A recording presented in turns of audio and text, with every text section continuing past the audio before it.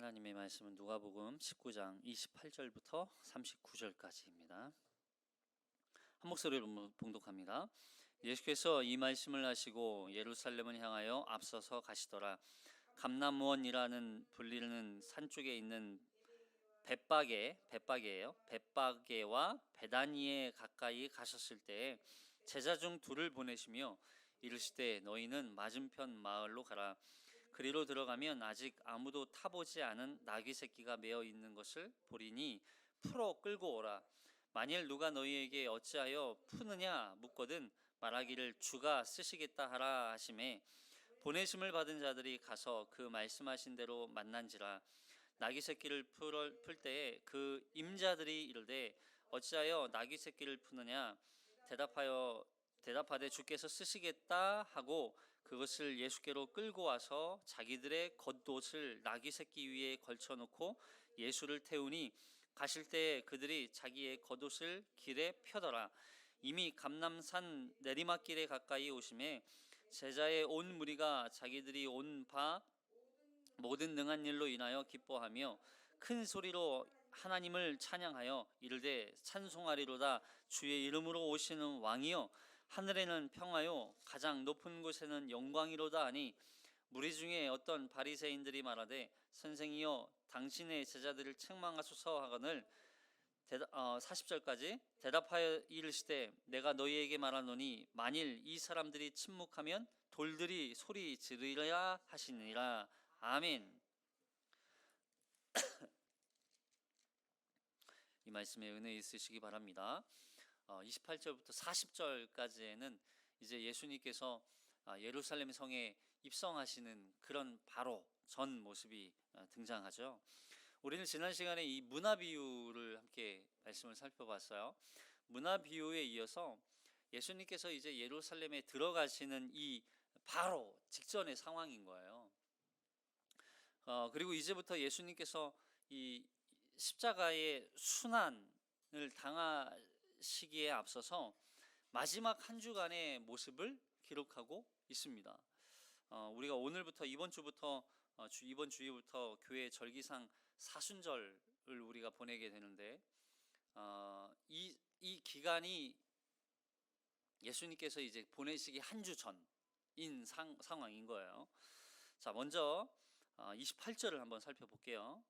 28절 시작. 예수께서 이 말씀을 하시고 예루살렘을 향하여 앞서서 가시더라.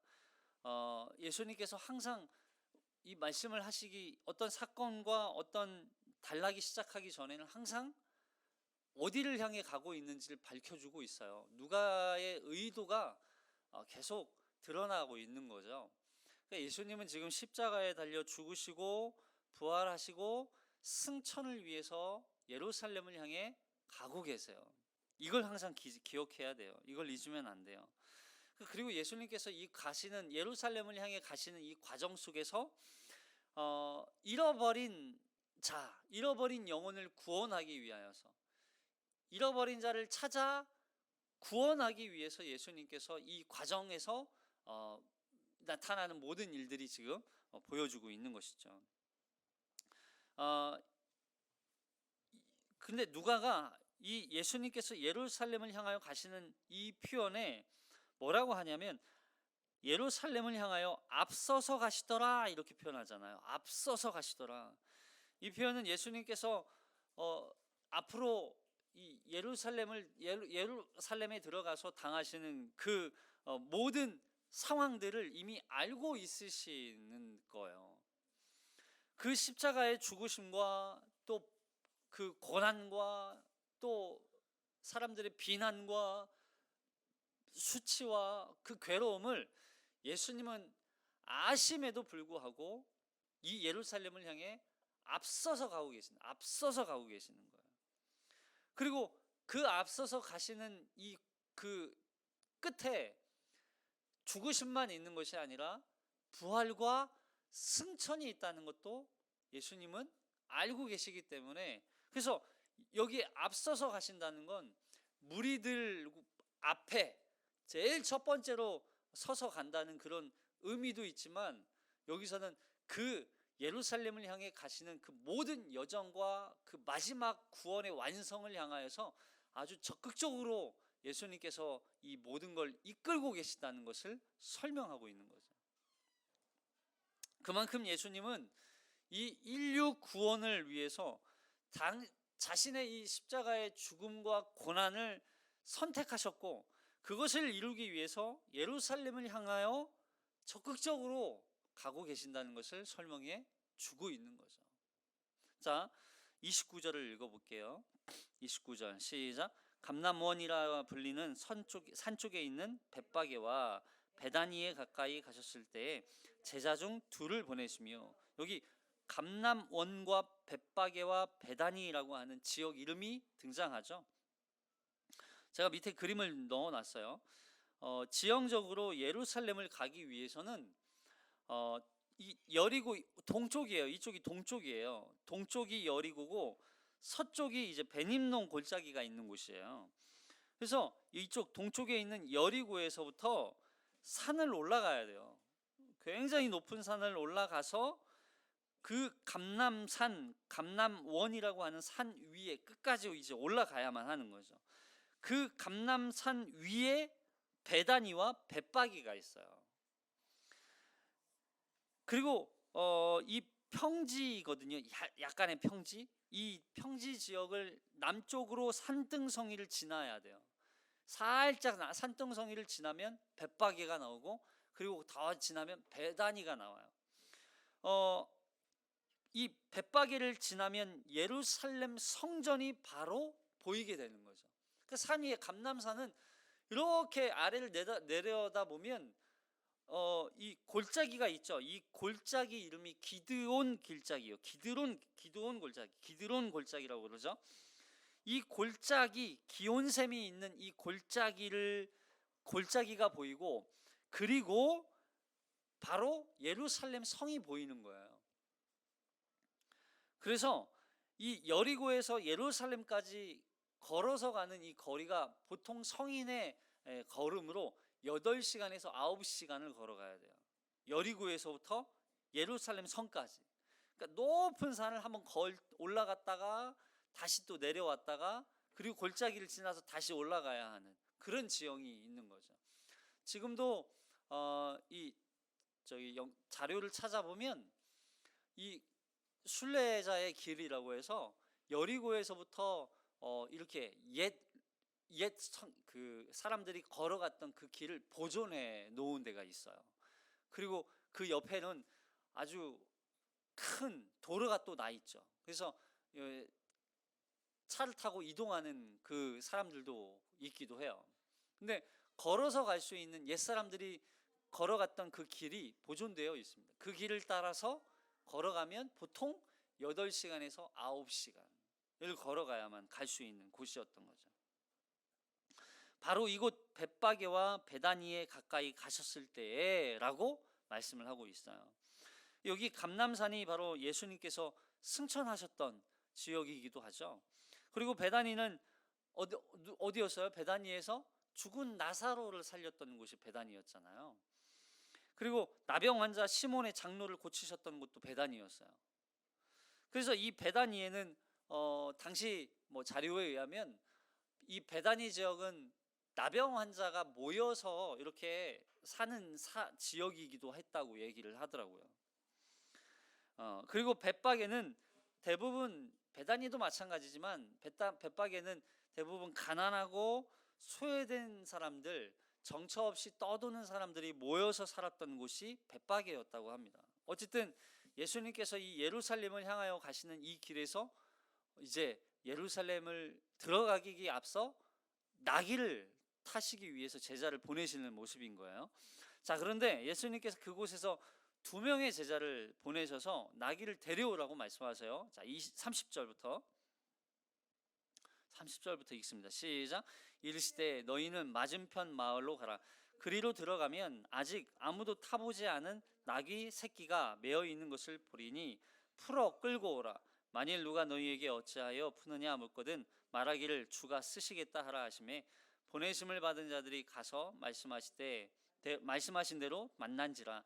나귀 새끼를 풀 때 그 임자들이 이르되 어찌하여 나귀 새끼를 푸느냐 대답하되 주께서 쓰시겠다 하고 그것을 예수께로 끌고 와서 자기들의 겉옷을 나귀 새끼 위에 걸쳐놓고 예수를 태우니. 여기 말씀은 이제 예수님께서 예루살렘을 들어가기 위해서 나귀를 타고 들어가시기 위해서 나귀를 데려오는 거죠. 제자 둘을 보내요. 그 제자 둘을 보낼 때 마을로 가면 거기에 아무도 타지 않은 나귀 새끼가 있다고 얘기를 하는 거예요. 아니 나귀를 타는 것도 이상하지만 나귀 새끼를 타는 것도 좀 이상하지 않아요? 한 번도 짐을 실어보지 않은 나귀 새끼를 데리고 오라는 거예요. 한 번도 짐을 실지 않은. 뭐 그래서 나귀 새끼를 상징적으로 또 뭐 나귀 새끼는 당시에 또 이렇게 깨끗하고 뭐 거룩을 상징한다. 그래서 이걸 또 설명하시는 분들도 계시는데 뭐 어쨌든 예수님께서 제자들을 보내서 나귀를 데려오라고 하는데 그 주인들이 임자들이, 그러니까 임자들이라고 하니까 나귀를 키우는 그 임자가 한 명이 아니었던 것으로 보이는 거죠. 몇 명이 있었던 거예요. 그리고 그 중에 나귀 새끼가 한 마리만 있었던 게 아니라 몇 마리가 있었을 텐데 그 중에 제일 작은 나귀 새끼 하나를 데리고 온 거죠. 그 나귀 새끼를 데리고 오려고 하니까 임자들이 왜 그걸 푸냐고, 그걸 왜 나귀를 풀어가냐고 그랬더니 이제 예수님께서 하신 말씀대로 주께서 쓰시겠다라고 말을 하니까 그냥 아무 말 없이 내어줬다는 거죠. 그리고 그 나귀 새끼를 데리고 올 때 자기의 겉옷을 나귀 새끼 위에 걸쳐서 예수님께서 그 나귀 위에 탔다라고 하는 거예요. 자, 근데 이 말씀이 예루살렘을 입성하기 전에 나타나잖아요. 그러니까 결국 이 예수님께서 나귀를 타는, 그리고 나귀에게 겉옷을 씌우고 이런 모습이 뭐처럼 보여요? 왕의 입성. 그러니까 예수님께서 결국 이 예루살렘에 들어가시는 이 모습을 통해서 예수님께서 왕, 통치자, 하나의 주권자로서 보여주는 거예요. 물론 예수님이 왕으로 예루살렘을 입성하시는 모습이 뭔가 좀 초라해 보이고 이상해 보이지만 결과적으로는 예수님이 결국 이 예루살렘을, 그리고 이 유대 땅에, 그리고 이 땅 가운데 오신 참된 주권자이시자 통치자이시자 왕이시라는 것을 보여주는 거예요. 자, 그런데 예수님께서 왕으로 예루살렘을 입성하시기 전에 준비를 하시는 이 모습에 우리가 의아해하는 거죠. 왜 나귀를 탔을까? 왜 굳이 좋은 말을 타시든지, 아니면 그 당시, 지금도 마찬가지지만 좀 낙타와 같은 이런 막 좀 키 크고 멋있고 말도 좋은 말을 타고, 그래서 진짜 개선 장군이 막 입성하듯, 그리고 왕 즉위식이잖아요. 이 모습이 하나의 왕으로 지금 들어가신단 말이에요. 근데 왕 즉위식을 하는데 너무 초라해요. 왜 예수님은 이런 나귀를 타고 예루살렘을 들어가실까? 어떻게 생각하세요?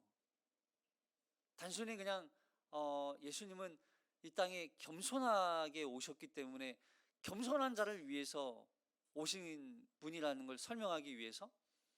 아니라는 거죠.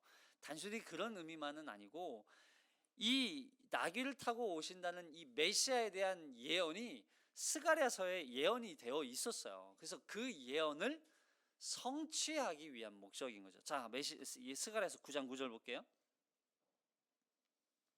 스가랴서 9장 9절 시작. 시온에 따라 크게 기뻐할지어다.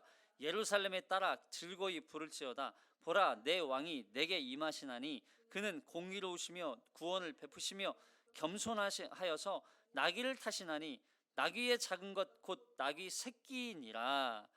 나귀의 작은 것 나귀 새끼니라. 나귀를 타고 예수님께서 왕으로 오시는데, 예루살렘의 딸, 시온의 딸, 또 예루살렘 딸 기뻐하고 즐거워하라는 거예요. 누가 오시는데요? 보라, 내 왕이 지금 오신다는, 왕이 오시는데, 그 공의로우시고 구원을 베푸시는데 그분이 나귀를 타고 오신대요. 나귀 중에서도 새끼 나귀 새끼를 타고 오신대요, 예수님이. 이상하지만 어쨌든 이 말씀이 구약에서 예언되었던 그 예언의 성취를 위해서 예수님께서 이 말씀을 이루고 계시는 거예요. 그렇다면 스가랴가 왜 이런 얘기를 했을까요? 그러니까 이 말씀을 성취하기 위해서 오신 예수, 당시에 왕으로 온다는 건 어마어마한 권력을 가지고 오는 거였어요. 근데 그 권력자들 앞에 종교 지도자들 뿐만 아니라, 그리고 이 그리스도인 예수를, 아니 하나님을 믿는 유대인들, 이 이스라엘 백성들이 그 권력 앞에 굴복하고 자신들의 신앙을 버리는 일들이 비일비재했다는 거예요. 그런 권력자들 앞에 자신의 신앙을 버리고 세상과 타협하고 그 세상적인 가치관으로 그냥 물들어 버리는, 그래서 유일신 하나님 앞에 자신들의 신앙을 버리고 그들의 그 권력 앞에 굴복해 버렸던 사람, 그 당시에 그 신앙을, 잘못된 그들의 믿음을 고발하는 거였죠. 마찬가지예요. 여기서 말하는 여기 보니까 여기 나귀 새끼를 데려오게 하시는데, 보라, 내 왕이 내게 임하시나니 그는 공의로우시며 구원을 베푸시며 겸손하여서라는 이 말이 이 예수님께서 낮아지셨다는 걸 표현하긴 하는 그런 의미인 거죠. 그러니까 예수님이 하나님이시지만 겸손하셨다는 건, 예수님이 진짜 뭐 우리를 위해서 또 어떤 교만하지 않기 위해서 나귀를 타지 않았다는 그런 의미는 아닌 거예요. 예수님이 하나님이시지만 인간의 구원을 위해서 인간의 몸을 입고 성육신 하신 거죠. 이 땅에 인간을 몸을 입고 오신 것 그 자체가 바로 낮아지심이었어요. 그렇게 낮아지셨기 때문에 나귀 새끼를 타시고 예루살렘에 입성하셨다는 의미인 거예요. 결국 이 말씀은 세상에서 말하는 왕의 어떤 영광과 화려함과 어떤 멋진 모습이 왕이 아니라, 예수님과 같이 진정한 하나님의 아들로 오신 이 예수 그리스도야말로 참된 왕이시라는 걸 증거해 주고 있는 거예요. 인류 구원을 위하여서 자기의 모든 영광을 버리고, 세상 사람들은 다 높아지려고 하고 다 가지려고 하고 다 얻으려고 하지만, 그리고 그 가진 자 앞에, 권력 앞에 굴복하고 그 권력자들에게 타협하고 굴복하지만, 예수는 그렇지 않다는 거예요. 그는 이 땅 가운데 가장 겸손하게 가장 낮은 자로 오셔서 세상과 타협하지 아니하고 하나님의 진정한 나라를 이 땅에 성취하고 완성하기 위해서, 구원을 완성하기 위하여서 오신 참된 메시아라고 하는 것을 보여주는 거죠. 자, 그런데 그런 모습으로 오신 예수님에 대한 사람들의 이해는 어땠을까요? 아니, 그렇게 예수님이 왕으로 오셨다고 하는 그 사람들의 인식, 그들의 생각, 그들은 어떻게 예수를 왕으로 여겼냐는 거예요. 예수님을 오해했어요. 우리가 지난 시간에도 말씀드렸지만, 자, 여기 11절 볼게요. 11절 11절 시작. 그들이 이 말씀을 듣고 있을 때 비유를 더하여 말씀하시니, 이는 자기가 예루살렘에 가까이 오셨고 그들은 하나님의 나라가 당장에 나타날 줄로 생각함이었더라. 하나님의 나라가 지금 당장에 나타날 줄로 생각했다는 거예요. 그들이 생각했던 예수는 두 부류죠. 가난하고 소외되고 그리고 고통 가운데 있는 비참한 자들에게는 자신들의 고난과 가난과 고통으로부터, 자신들의 현실로부터 해방시켜줄, 벗어나게 해줄 그런 메시아를 기대했어요. 로마의 압제로부터 해방시켜줄 메시아. 아마 이런저런 소문들을 많이 들었겠죠. 사람들은 그러한 소문에 흥분하기도 했을 거예요. 그리고 기대감에 막 술렁이기도 했을 거예요. 우와, 저 예수가 이제 드디어 왕으로 오는구나. 드디어 이 예루살렘에 들어가면 예루살렘 가운데 참된, 왜냐하면 예루살렘은 왕, 참된 메시아, 어떤 그런 하나님의 어떤 영광, 이런 게 가득한 곳이니까, 그런 자리니까 거기에 오면 우와, 우리의 참된 왕, 로마를 무찌르고 거대한 왕국을 새로 세울 기름 부은 왕이 세워질 것이라는 기대를 했었던 거죠. 왕이 오셨다, 이제 고생 끝, 행복 시작이라고 생각했을 거예요. 이제 하나님의 나라가 당장에 예수로 말미암아 나타날 거라고 생각했다는 거예요. 그러나 이 사람들은 여전히 깨닫지 못하고 있는 거죠. 하나님의 나라는 바로 예수, 그분 자체이심에도 불구하고 그 예수에게는 관심은 없고, 그 예수가 메시아라는 사실은 깨닫지도 못하고, 눈에 보이는 자신들의 어떤 결핍과 가난과 어떤 권력으로부터 해방, 이것만 생각하고 있었다는 거예요. 죄와 사망으로부터 구원하기 위하여 이 땅에 오신 참된 왕이시라는 사실을 그들은 깨닫지 못하는 거죠. 그리고 뿐만 아니라 그렇게 권력자들 앞에 타협하고 그들에게 아양 떨고 그들에게 아부하고 하나의 권력으로부터 이익을 얻고 있는 자들, 종교 지도자들이죠. 뒤에서 말씀드리겠지만 바리새인과 사두개인은 조금 다르더라고요. 사두개인들, 이 사람들은 그 권력, 로마의 권력에 빌붙어 가지고 아주 그 기득권을 쥐고 있는 사람들이 사두개인이었고, 바리새인은 오히려 로마의 그 권력 앞에 자신들의 이 그 율법과 전통을 더 내세워서 오히려 로마로부터 핍박을 받는 사람들이었더라고요. 근데 그들은 뭐가 문제예요? 하나님을 향한 신앙이 올바르지 않았다는 거죠. 율법과 전통이 그들은 더 중요했다는 거죠. 본질을 놓치고 있었던 거죠. 그리고 이 두 부류의 공통점이 있어요. 이 두 부류는요, 사람들, 민중들로부터 이 신임을 얻어야 돼. 그래야만 자신들이 기득권을 유지할 수 있기 때문에. 여러분, 그 사람들에게 있어서 예수는 어떤 분이었을까요? 한마디로 눈엣 가시였죠. 왜냐하면 그 민중들의 모든 신임을 다 예수가 가져가니까. 그 민중들이 막 흥분하고 예수를 따르자, 이걸 해결하기 위해서 바리새인들이 예수를 어떻게 해요?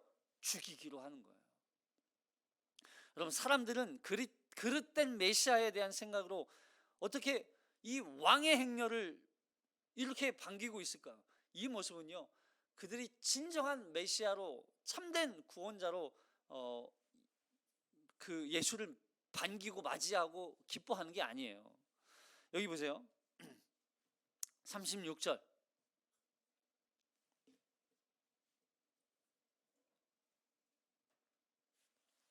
36절부터 시작. 가실 때 그들이 자기의 겉옷을 길에 펴다가 이미 감람산 내리막길에 가까이 오심에 제자의 온 무리가 자기들이 본 바 모든 능한 일로 인하여 기뻐하며 큰 소리로 하나님을 찬양하며 이르되 찬송하리로다 주의 이름으로 오시는 왕이여 하늘에는 평화요 가장 높은 곳에서는 영광이로다 하니. 여러분, 이게 진정한 예수를 왕으로 등극하는 이 등극식에 왕을 높이는 그런 모습처럼 보이지만 사실은 그렇지는 않아요.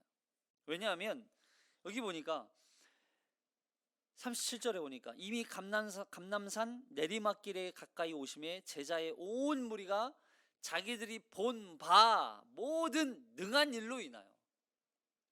그들은 자신들이 본 게 뭐예요?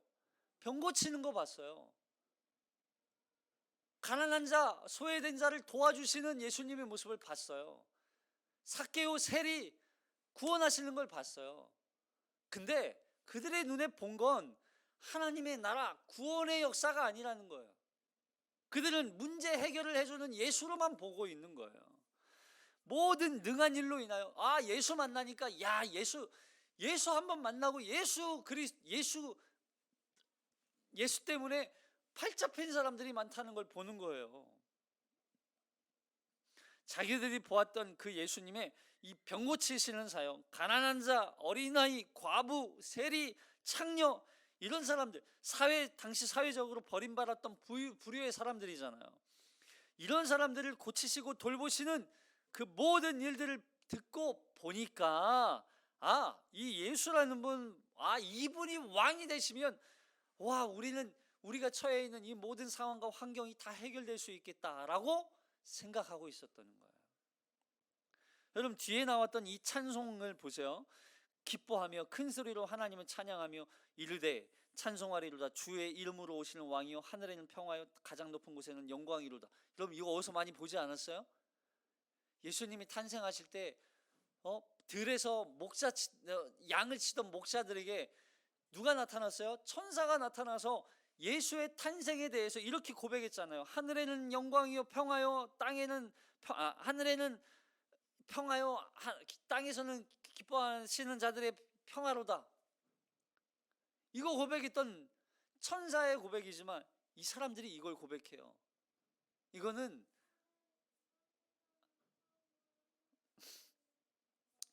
천사들의 고백이었어요.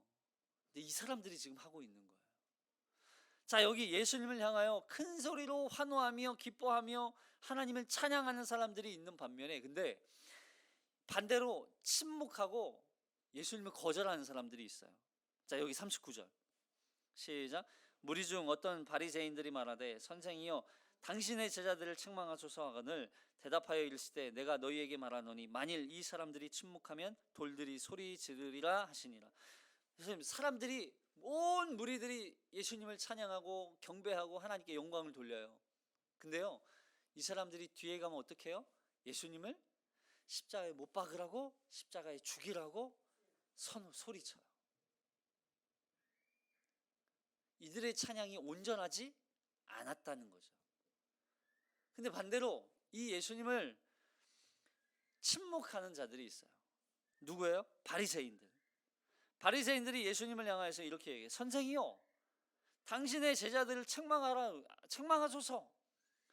왜 이렇게 시끄럽게 당신을 향하여서 이렇게 왕으로 지금 왕이 입성하는 것처럼 이렇게 환호하고 기뻐하고 사람들이 시끌벅적합니까? 책망하라는 거예요. 대답하여 이르시되 예수님께서 말씀하시는 거예요. 내가 너희에게 말하노니 만일 이 사람들이 침묵하면 돌들이 소리 지르리라 하시니라. 돌들도 소리 지른다는 거예요. 예수님의 향하여서. 어디가?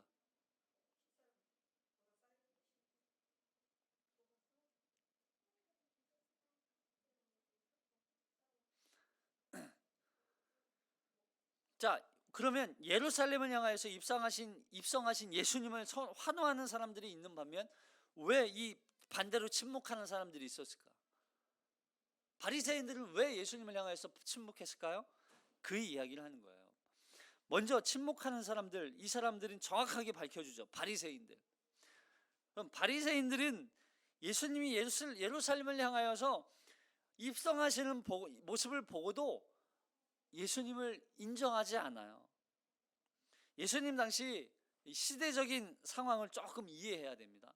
과거 이스라엘이 이 바벨론에 의해서 멸망하고 포로로 끌려가잖아요. 그리고 포로로 끌려갔다가 다시 포로 귀환 시대가 있었어요. 포로로 귀환하는 시대, 이스라엘로 돌아왔지만 이스라엘은 황폐해졌잖아요. 그러다가 이스라엘은 또다시 페르시아에게 또다시 종국이 되고 그리스에 의해서 또다시 통치를 받게 돼요. 그러다가 프톨레미 왕조와 같은 그런 강대국들이 또 나타나서 이 이스라엘을 또 다스려요. 그런 계속되는 지배를 받게 되는 일들이 계속 나타나다 보니까 이 역사학자인 요세푸스와 같은 이런 사람들이 그 시대적인 역사를 보고 그리고 그 현실을 보니까 그런 지배 아래 놓여 있는 이 이스라엘이 하나님 한 분을 향한 그 유일한 하나님에 대한 신앙이 점점 퇴색되기 시작했다는 거예요. 그러다 보니까 종교 지도자들, 바리새인, 또 사두개인들, 또 이 서기관들, 율법학자들, 또 뭐 이런 이런 사람들이, 부류의 사람들이 점점 세상과 타협하기 시작하는 모습들이 드러나기 시작했다는 거죠. 특별히 이 바리새인들은 어떻게 했냐면 로마 정권으로부터 자신들의 율법과 전통을 지키기 위해서 오히려 그들의 지시, 권력 앞에 그 권력을 거부하니까 이제 압제를 당하기 시작하는 거예요. 그래서 이런 사람들이 점점 어디로 나가게 되냐면 광야로 나가요. 그래서 광야에서 생활했던 사람들 중에 무리 중에 하나가 에세네파죠. 에세네파. 그래서 에세네파가 있는 반면 이 바리새인들은 어디로 들어가냐면 민중들 사이로 들어가요. 군중들 사이로. 그래서 이 사람들, 백성들 사이에 들어가서 주로 회당에서 생활을 하면서 회당에서 이 민중들에게 율법을 가르치고 그리고 그들이 갖고 있는 기득권을 하나씩 조금씩 만들어 가기 시작하는 사람들이 바리새인들이었어요. 사두개인은 반대로 회당이 아니라 어디였을까요? 성전에서. 왜냐하면 이 사람들은 이 로마 정권에게 기득권을 계속 유지하고 있는 거예요. 거기 빌붙어 가지고. 그래서 그러다 보니까 계속 성전에서 생활을 하면서 그리고 사람들에게 칭호를 받고 권력을 얻은 이 사람들이 사두개인이었어요. 이 바리새파 사람들은 회당을 중심으로 활동을 하다 보니까 민중들, 백성들로부터 인정받고 또 그들이 갖고 있는 율법과 그 전통을 계속 가르치고 전파하는 거죠. 그러다 보니까 율법적으로 그들의 인생을 그들의 삶을 계속 더 거룩한 것처럼 살 수밖에 없는 거예요. 구별된 삶을 살고 싶어 하니까. 근데 이 사두개파 사람들은 반대로 성전을 중심으로 활동했지만 오히려 율법을 따르지만 더 이들은 세상적인 더 기득권과 권력을 이용해서 이 사람들을 압제하는데 더 앞장섰던 사람들이 바로 이 사두개인이었던 거죠. 근데 당시 바리새인들은 율법과 정토름을 중요하게 생각하다 보니까 정치 권력을 얻지 못하고 오히려 특별히 로마로부터 박해를 받게 되기도 해요. 근데 반대로 사두개인들은 박해가 어디 있어요? 편안하게 신앙생활을 하는 거죠. 그러면서 이 사두개인들로부터 어떤 사람들이 등장하기 시작하냐면 대제사장이 나타나기 시작해요. 원래는 대제사장은 사두개인들로부터 나올 수가 없었어요. 근데 사두개인들로 이 정권, 권력이 점점 그들이 기득권을 얻다 보니까 대제사장이 사두개인들로부터 나오기도 시작하는 거예요. 그만큼 얼마나 타락하고 문란했는지 보여주는 거죠. 당시 이 바리새인과 사두개인들의 최대의 관심은 뭐였냐면 민중들로부터 지지를 얻는 거예요. 지지를 얻는 거. 지금 우리 정치인들처럼 조금 비슷해 보이죠? 왜냐하면 민중들로부터 지지를 얻어야만 자신들의 기득권을 계속 유지할 수 있기 때문에.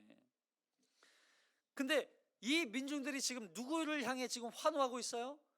예수를 향해 환호하고 있어요. 그러다 보니까 이 바리새인들, 특히 사두개인들은 그게 못마땅한 거죠. 그걸 계속 깎아내려야 돼요. 끌어내려야 돼요. 그러니까 바리새인들은 이것을 못마땅히 여기고 있었던 거죠. 예수님이 누구인지, 예수가 계속 전하고 선포하셨던 복음과 하나님의 나라에 대한 이야기는 그들은 관심이 없어요. 도대체 왜 이 예수의 지금 환호하고 그 예수를 따르느냐, 거기에만 관심이 있었던 거예요, 바리새인들은. 그러니까 계속 복음과 하나님의 나라를 가르치고 선포하셨음에도 불구하고 그들은 그 복음을 깨닫지 못하는 거예요. 그들의 관심은 민중들밖에 없었던 거죠. 그래서 나중에 예수를 이 십자가에 못 박아 죽이려고 하는 이 선동하려고 하다 보니까 막 민중들이 지금 막 선동이 일어나고 막 난리가 나니까 그걸 두려워서 한 번에 막 예수를 죽이지 못하는 그런 모습들도 뒤에 말씀을 통해서 볼 수 있잖아요. 스스로 바리새인들은 스스로 구별된 사람으로 살려고 노력했지만, 그러나 결국 그들 스스로 율법과 전통에 매여서 잘못된 열심 때문에 예수를 거절하고 거부하고 있었던 거예요. 이게 무서운 거예요. 누가가 왜 계속 예루살렘을 향하여서 가시는 이 예수님의 모습을 계속 드러내고 보여주고 있어요? 여러분, 계속 대조적으로 보여주고 있잖아요. 한편으로는 가난한 자, 병든 자, 불구자, 또 과부, 어린아이, 세리, 창녀, 이런 부류의 사람들이 계속 등장해요.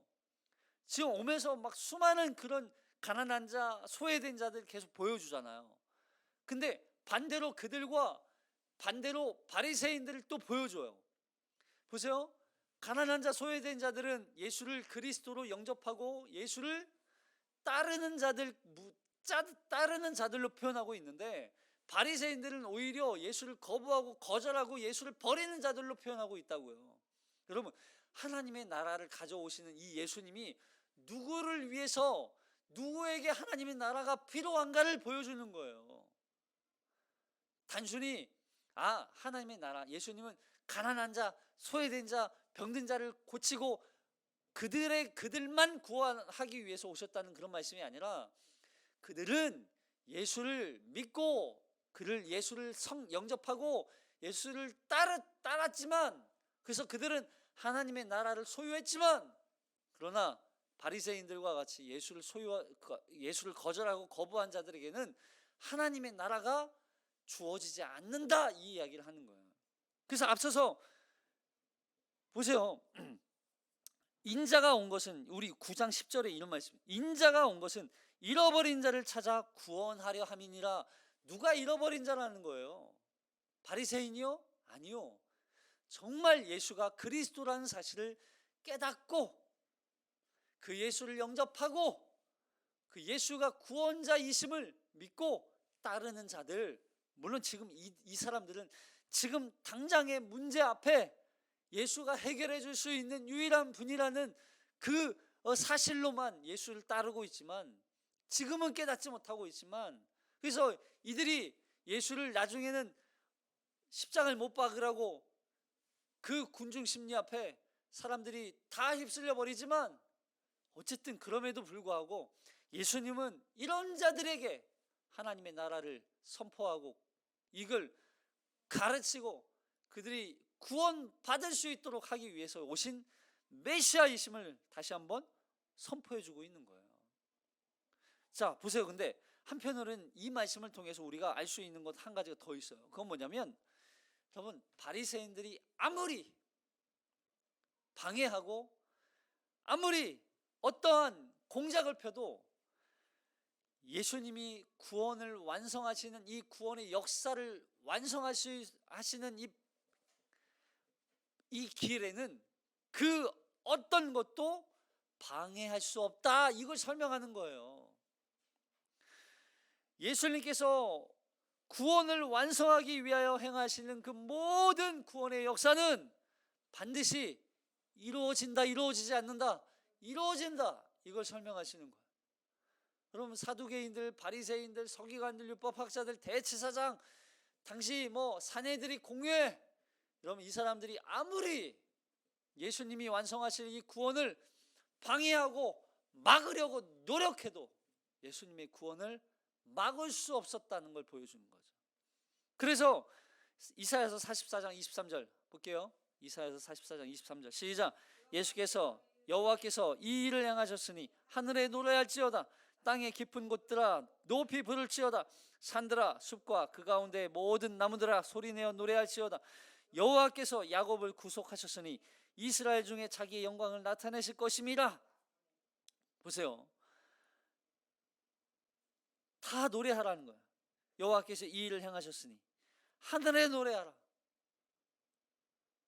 그렇게 구원을 완성하신 그 구원을 돌들도 노래할 만큼, 하늘도 노래할 만큼, 땅도 산도 숲도 나무들도 소리내 노래할 수밖에 없었다는 거예요. 왜요? 이 구원을 막을 방법이 없어서. 그리고 그 구원으로 말미암아 나타난 하나님의 영광이 얼마나 큰 것인지 아는 거예요. 결국 예수님께서 당하실 그 십자가의 죽으심과 부활과 승천, 그래서 그 승천으로 말미암아 완성하실 그 구원의 노래를 그 어떤 누구도 그 누구도 막을 수 없다라고 하는 것을 보여주는 거죠. 그런데 그 예수를 그리스도로 영접한 사람들에게는 그 사실이 선물로 주어지지만 그렇지 않은 사람들, 바리새인들, 이 사람들 율법과 전통에 스스로 매여서 거절하고 예수를 거부한 이 사람들에게는 하나님의 나라가 주어지지 않는다는 거예요. 세리, 과부, 창녀, 어린아이, 가난한 자, 병진 자들, 버려진 자들, 그렇게 그들이 바로 하나님께서 잃어버린 자였다라고 하는 거죠. 왜냐하면 그들에게는 이 땅에 아무 소망이 없기 때문에. 그들이 유일한 소망은 하나님의 나라밖에 없다는 걸 보여주는 거죠.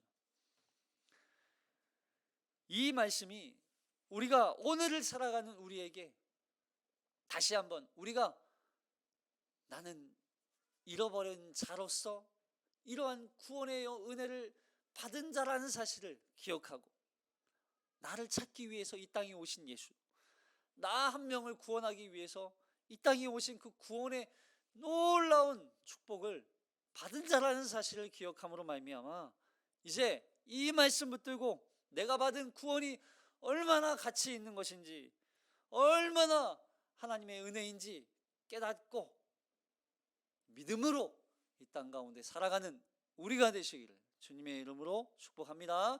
기도하겠습니다.